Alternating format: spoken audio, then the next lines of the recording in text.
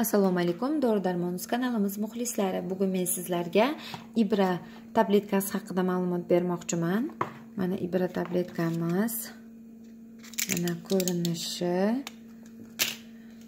Bu tabletkamizni asosan bo'g'im bilan kechadigan har xil kasalliklarda bu tabletkamizdan foydalanish tavsiya etiladi. Ibra tabletkasidan xo'sh, kimlar qanaqangi bemorlar foydalansa bo'ladi? Bu tabletkamizni umurtqa pog'onasini degenerativ kasalliklarida, shu jumladan o'sha osteoxondrozda, revmatizmda, revmatoid artritlarda, har xil osteoxondrozda, bo'g'im o'sha deformatsiyalarida, spondiliozda, yelka kuraklarning og'riqlarida va u bilan kechadigan har xil kasalliklarda bu tabletkamizdan foydalanish tavsiya etiladi. Undan tashqari o'sha tizza qapqog'ini xondromalatsiyasida ham bu tabletkamizdan foydalanish tavsiya etiladi. Nima uchun? Chunki bu Ibra tabletkamizni o'sha kombinirованный bo'lib xondroprotektor ta'sir ko'rsatadi bu tabletkamiz. Bu ham davolovchi xususiyatga ham ega. Undan tashqari birinchi, ikkinchi darajali osteoartrozda ham foydalanish tavsiya etiladi. O'sha jismoniy har xil harakatlanganda, har xil bo'g'imlarda og'riqlar kuzatilgan holatlarda ham, bo'g'imlarda bo'lgan o'sha funksional yuklamalarni oshish holatlari kuzatilganda ham, ortiqcha tana vaznining kuchayish holatlarida ham bu tabletkamizda foydalanish tavsiya etiladi. Nima uchun? Tana vazni o'sha kerakli vez ko'proq bo'lgan holatlarda ham, og'riqlar oyoqqa berish, suyaklarda og'riqlar kuzatilgan holatlarda ham bu tabletkamizdan foydalanish tavsiya etiladi.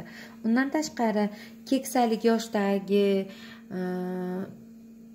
og'riqli bo'g'imlarda ham og'riq kuzatiladi. Keksalarimizda ham, o'shanda ham bu Ibra tabletkamizdan foydalanish tavsiya etiladi.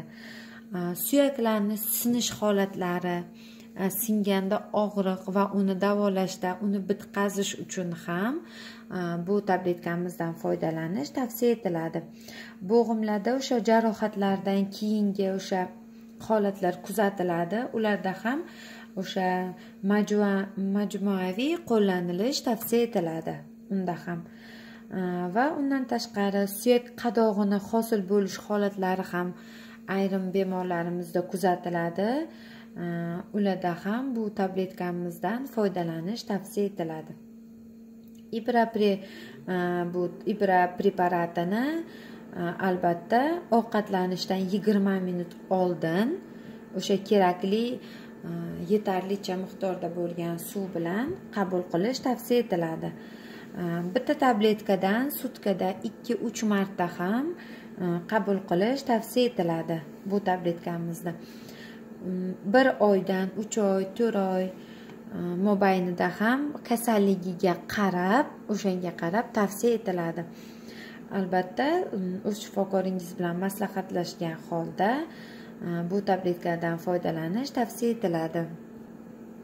Bu tabletkamizni 15 yoshgacha bo'lgan bemorlarga tavsiya etilmaydi. 15 yoshdan balandiga Ibra tabletkamizdan foydalanish tavsiya etiladi.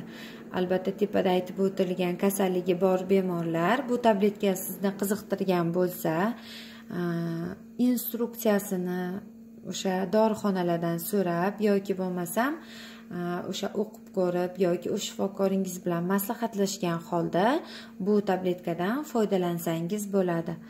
Albatta, davolovchi xususiyatiga ham ega. Hozircha menda shular. Xayr, salomat bo'ling. O'zingizni asrashni unutmang.